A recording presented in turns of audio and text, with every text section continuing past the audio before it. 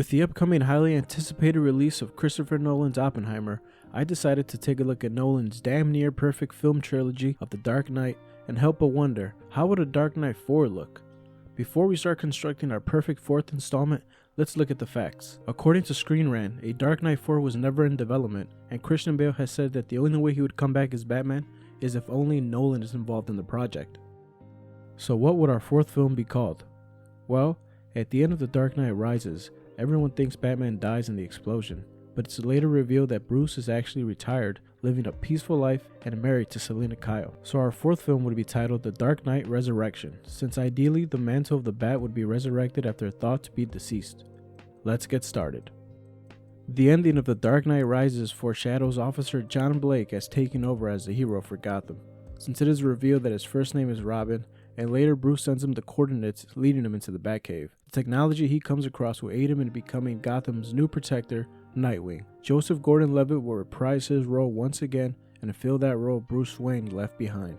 Our film takes place 5 years after the third film, and we will see Bruce Wayne enjoying retirement in Florence, Italy with his wife Selina Kyle. He often sees Alfred at his favorite restaurant and occasionally has a chat with him. Alfred updates Bruce on the state of Gotham and reassures him that everything is in good hands with Nightwing, until one day Bruce notices Alfred is attending Italy far less and less, and eventually doesn't see him at all. Months go by and Bruce is starting to fear the worst for his friend.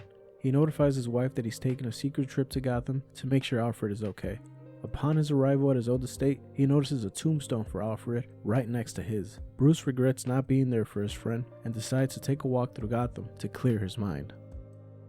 I wanted to make this film somewhat darker than the rest, almost a horror feel to it, similar to Batman Begins but darker.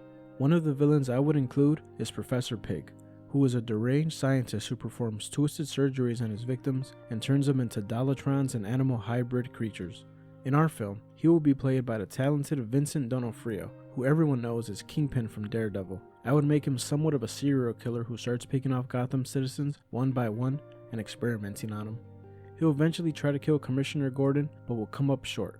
Bruce will hear of this and decide to stay at Gotham for a bit longer, since he feels regretful and he can't lose any more loved ones. Our last villain will be the monstrous Man-Bat to complement the horror theme here, and will be played by the great Djimon Hounsou, as many of you know him from Guardians of the Galaxy and The Kingsman. In the comics, Dr. Kirk Langstrom was afflicted with a disease that threatened to leave him deaf. He devised an experimental cure that merged the DNA of humans and bats. After testing it on himself, however, the cure backfired and transformed him into the giant bat-like creature. In this film, Dr. Kirk will be a Batman fanatic and make it his life mission to become better than him. He'll eventually take things too far when he mixes his DNA with that of a bat, and will become the monstrous Man-Bat. He achieves his goal, but at what cost? His mind would become corrupt and would start having animal-like tendencies while destroying the city. Nightwing will learn of Batman's return and will become resentful.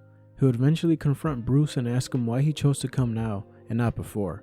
He will question Bruce's intentions and ask him if he's doing this for Gotham or to make himself feel better. A small fight between the two would break out and Nightwing would come out victorious. Bruce flees and realizes he's on his own for this one. Bruce eventually seeks the help of Lucius Fox to construct him another suit, but in this film, Lucius has retired and his daughter, Tiffany Fox, played by China Anne McClain, has taken over the operation.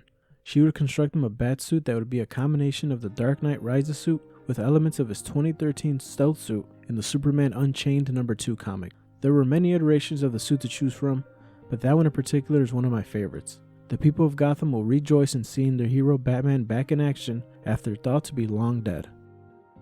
As for Nightwing, throughout the movie he's going to do his best not to be seen as Batman's little brother, since after all, he's been the sole protector of the city. He's going to do everything in his power to stop Professor Pig before Batman does. He will team up with the GCPD and investigate the mysterious killings and eventually find Professor Pig. The professor won't put up much of a fight though, since he doesn't have any superpowers. The GCPD will take him away in handcuffs. Meanwhile, Batman will discover the twisted horrors that went on with Dr. Langstrom and start to question if his departure was such a good idea.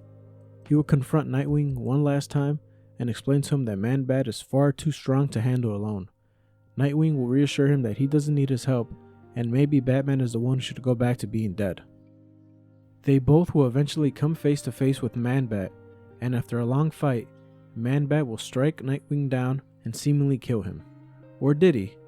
Bruce and the rest of the city will think he died, but it will be later revealed that he actually survived. This could be a way to set up a fifth film and possibly have John Blake come back as the Arkham Knight and aggressively prove to the city that he is the only Batman they need.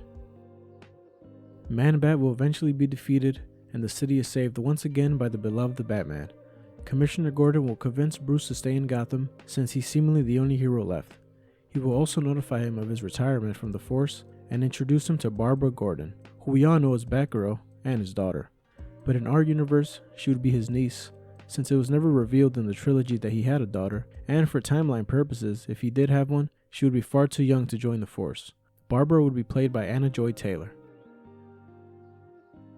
So what happens next? Well, that would be another video for another time. Who knows if Nolan will ever do a fourth film.